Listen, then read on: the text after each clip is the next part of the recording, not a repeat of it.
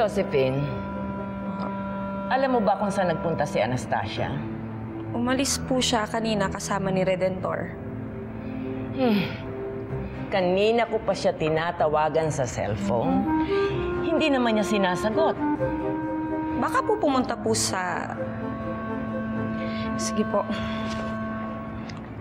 Ika, pumunta saan? Wala po, ma'am. Sabi mo, baka pumunta sa... Ma'am, sabi niyo po, huwag ako mangiintriga. Ah, intriga ba yan? Hindi ba yan katotohanan?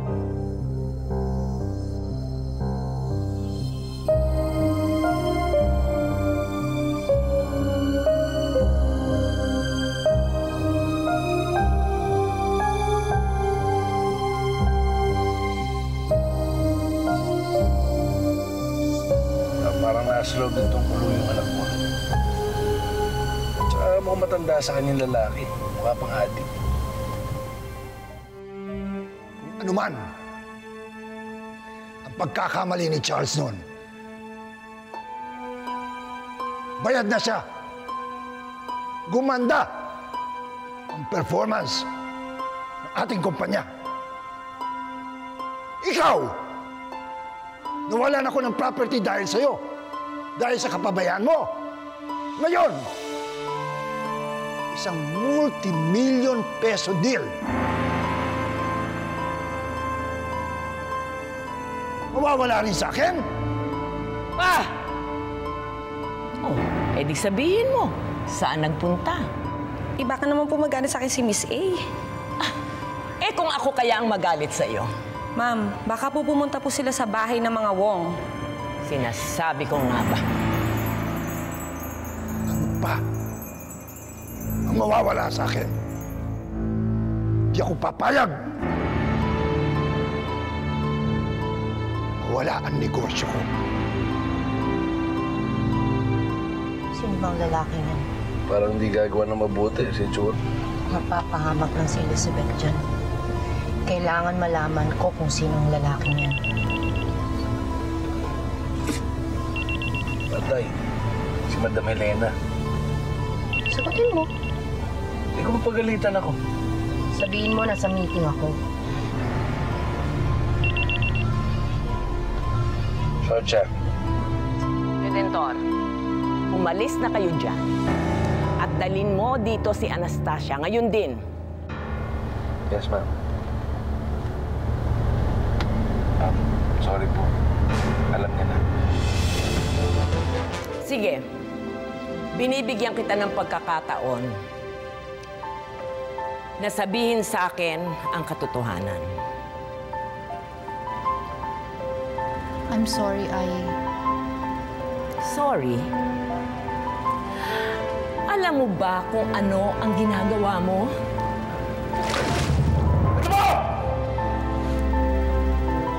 Pa. Ano ba gusto mo patunayan sa buhay mo? Ayoko magtrabaho pa. Gusto ko lang makita ang anak ko. Makita ang anak mo. Para ano?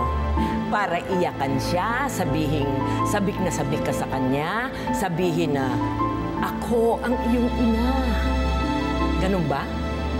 At dahil ayaw mo magtrabaho, kailangan magdusa kami? Alam mo pa, gusto ko yung buhay ko with Diana. Saka isa pa, dyan naman si William, ha? Siya na lang mag-asikaso ng negosyo. Simple lang ang buhay ko pa. Lalo na nung kasama ko si Diana. Sa totoo lang, dapat dinala kaming balik sa bahay nito eh. Kahit kailan, hindi niyo maiintindihan ang nararamdaman ko. Dahil kailanman hindi ako naging ina? Oo. Hindi nga ako naging ina na katulad mo. Pero katulad mo, alam ko kung ano ang damdamin ng naaapi at niyuyurakan ang pagkatao. Chris! Andrew! Di ba may utang pa ako sa'yong date? Hindi ako pwede sumama sa'yo eh. Ha? May pupuntahan ka ba? Baka may gagawin ka. Samahan na kita.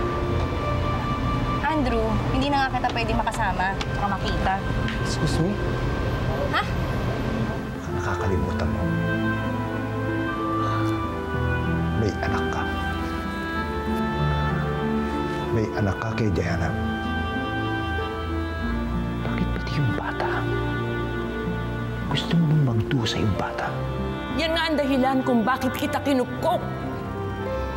Dahil alam ko na pareho ang nararamdaman natin at ang gusto nating mangyari.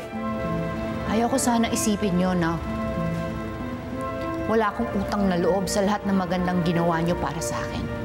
Ang gusto ko sana, bilang isang ina, makasiguro na nasa mabuting kalagayan ang anak ko.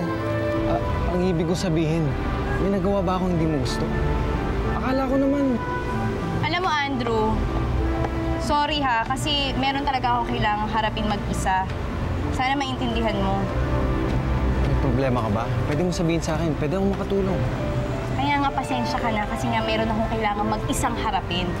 Naintindihan mo ba? Hindi. Ano kaya yung desisyon na respetuhin ko? Salamat.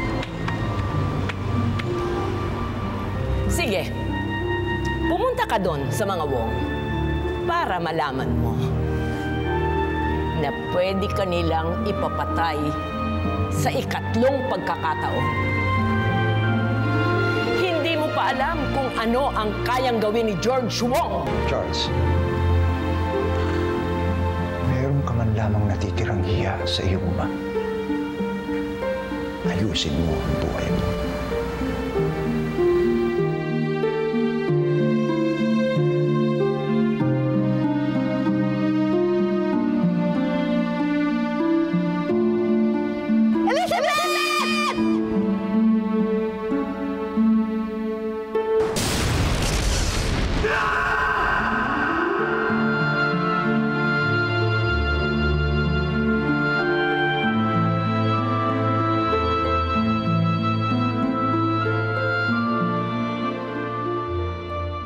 Saan po ba tayo pupunta? Kadami mong tanong. Basta sumakay kayo sa tricycle. Dali. Tanong lang.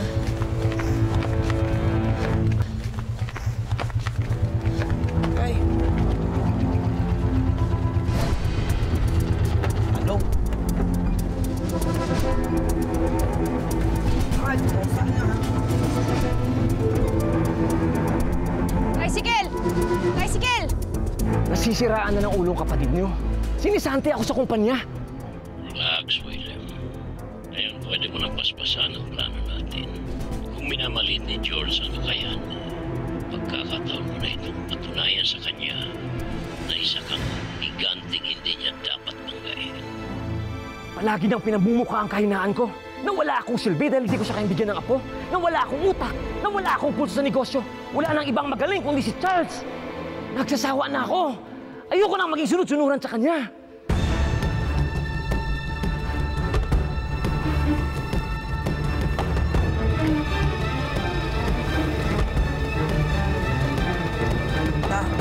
Sige, bakit hindi raw dyan?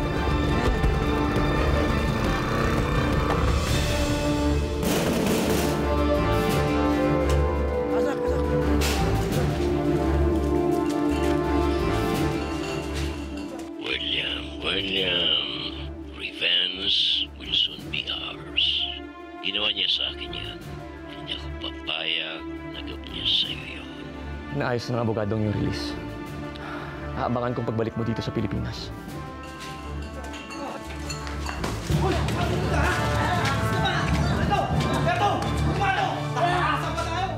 I'm looking forward to seeing your father face to face after all these years. Soon enough, makakinabangan na natin ang kayamanang pinaghirapan ng mga ninuno ko. Kung ang inakala ni Charles at ng anak niya na pwede na sila magpakasasa sa pera ng pamilyang Wong, pues, kakamali sila.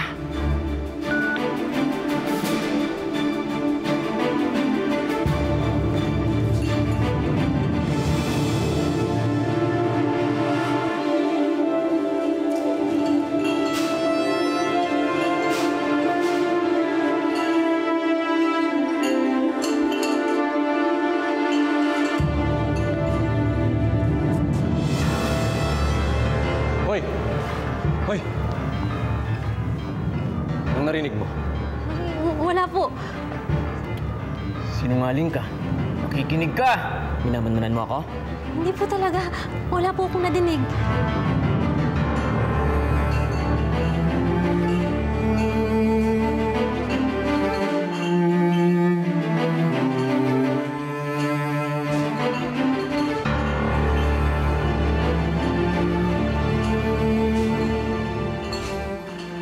Sino ka ba? Anong ginagawa mo sa bahay na to? Ano ang interes mo sa kayamanan ng pamilya ko? Wala po akong alam sa sinasabi niyo. Hindi ko naman po binalak na pumunta dito eh. Pinahanap lang po ako at sinabing dadalhin nila ako sa tunay kong pamilya. Ganun lang po. Siguraduhin mo wala kang pagsasabihan tungkol sa narinig mo. Hindi. Papilalayan ka kagaya ng nanay mo.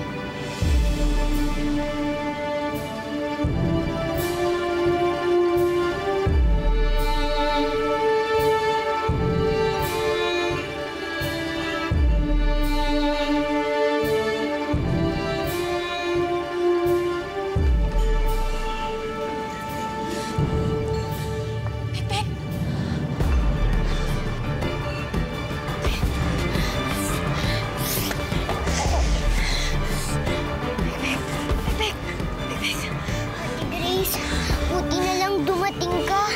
Di kami pinapakain dito. Pagod na kami. Sige. Tatakas tayo. Kung ilalaha, tatakas tayo. Kayanin mo, ha? Kayanin mo. Sige, tara.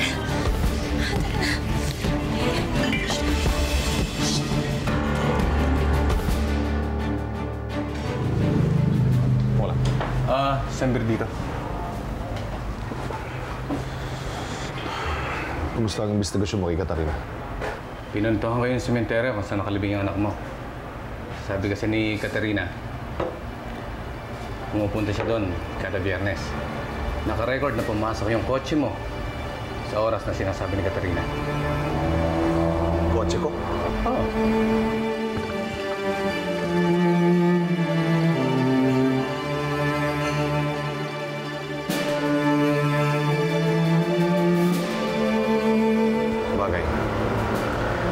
Talaga si Katarina tuwing Biyernes sa puntod ng anak namin.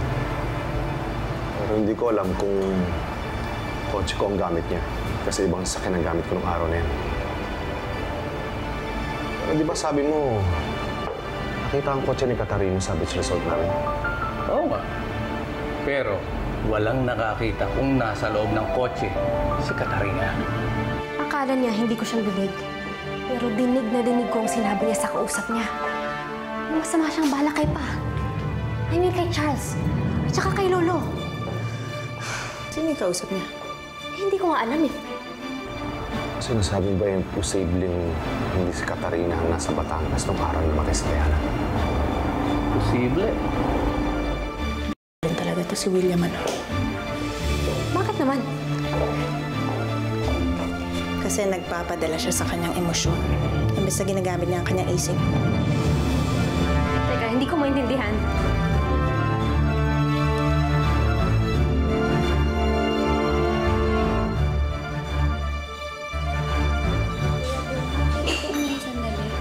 Sige, dalian mo ha.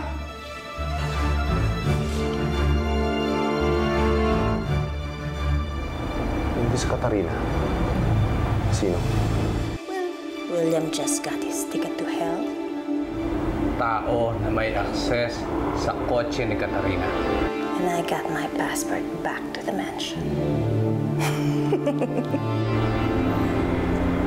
Isa sa miyembro ng pamilya.